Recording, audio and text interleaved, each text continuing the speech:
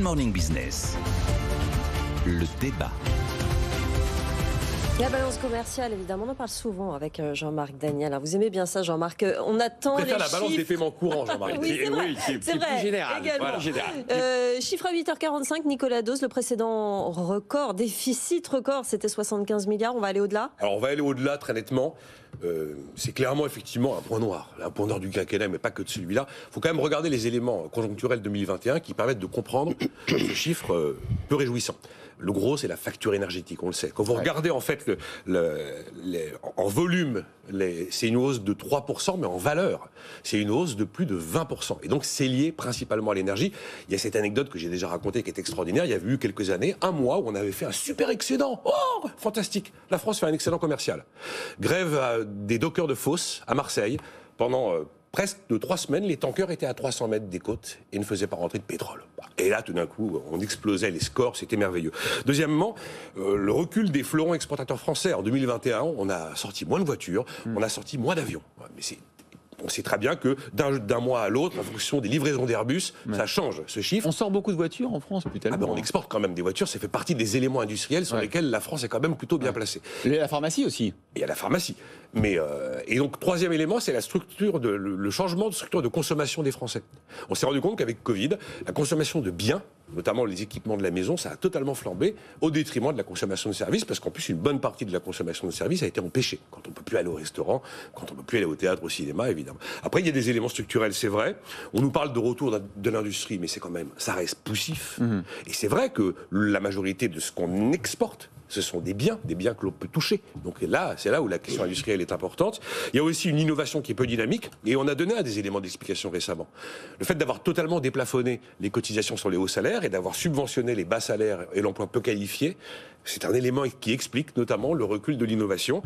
La valeur de ce qu'on exporte n'est pas suffisante, mais après, le vrai sujet, c'est qu'on consomme et qu'on ne produit pas assez. Donc il faut consommer moins et produire plus. Là, je passe la main à Jean-Marc pour qu'il complète. Oui, parce que qu'est-ce qui se passe? Que l'économie va plutôt mieux, le chômage est bas. Pourquoi est-ce qu'on n'arrive pas à corriger le tir sur la balance commerciale et la balance des paiements courants? Je crois qu'il faut d'abord regarder effectivement l'évolution de la balance des paiements courants en parallèle de la balance commerciale. C'est Jean-Marc quand même là. Mais dans la balance des paiements courants, il n'y a pas que les biens, il y a aussi les services. Il y a par exemple, on l'oublie assez souvent, mais le premier exportateur français, tout le monde dit c'est Airbus et tout ça. C'est le tourisme, non? C'est le tourisme et le système bancaire. On a un système bancaire qui est très performant, et donc c'est pas indigne de gagner de l'argent en vendant des services. Bon. Et donc le déficit de la balance des paiements courants, d'ailleurs, la situation s'est un peu améliorée probablement l'année dernière, puisqu'on est aux alentours de probablement 30 à 35 milliards par rapport aux plus de 80 milliards de déficit commercial. Le deuxième élément qu'il faut voir, c'est que on met souvent en avant la compétitivité et on n'arrête pas de dire qu'il faut baisser les salaires, persécuter les salariés pour les rendre plus efficaces. Or, la Banque de France, dans son analyse qui avait été faite à l'été dernier, dit bien, en réalité, la compétitivité de l'économie française a été rétablie et elle a une compétitivité qui est à peu près la même que celle de ses principaux partenaires européens, sachant qu'en zone euro, on est le seul pays un peu de référence, à avoir un déficit de la balance des paiements courants aussi élevé. L'Allemagne, l'Italie et l'Espagne ont des excédents de balance des paiements courants. Alors d'où ça vient? Oui, c'est ça. Alors la réponse, c'est il faut aller voir les documents théoriques un peu du FMI qui expliquent qu'un déficit extérieur, ça a deux raisons. Une frénésie de consommation et une politique budgétaire inconsidérée. Alors, je ne sais pas comment c'était en anglais puisque j'ai vu, mais je trouve que les expressions en français sont bien vues. Frénésie de consommation et politique budgétaire inconsidérée. On a une politique budgétaire inconsidérée, le quoi qu'il en coûte. Et donc on importe des capitaux pour financer les déficits de l'État. Alors, on importe des capitaux et puis on distribue ainsi du pouvoir d'achat.